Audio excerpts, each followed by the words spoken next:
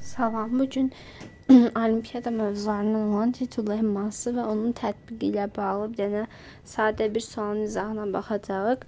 Titul lemması burada yazılan kimidir. Yəni x1-in kvadratının y1-ə nisbəti üstəgəlsin x2-nin kvadratının y2-yə nisbəti ta ki x-nin kvadratının y-ə nisbətinin yəni bunun bərabər nəyə?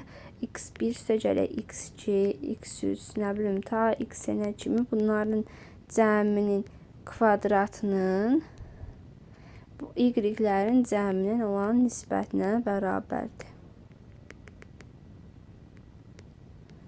İndi baxın, burada verir ki s bu isə bərabərlik halında olur ki bunların hamısı nisbət bir-birinə bərabər olur. 1 bölünsün x bölünsün üstəgəlsin 4 bölünsün y üstəgələk 9 bölək z.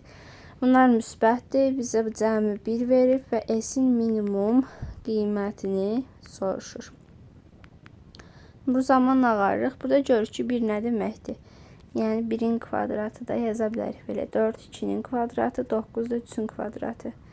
Yəni yazırıq ki s bərabərdir 1-in kvadratı bölünsün x üstəgələk 2-nin kvadratı bölünsün y üstəgələk 3-ün kvadratı bölünsün z-ə.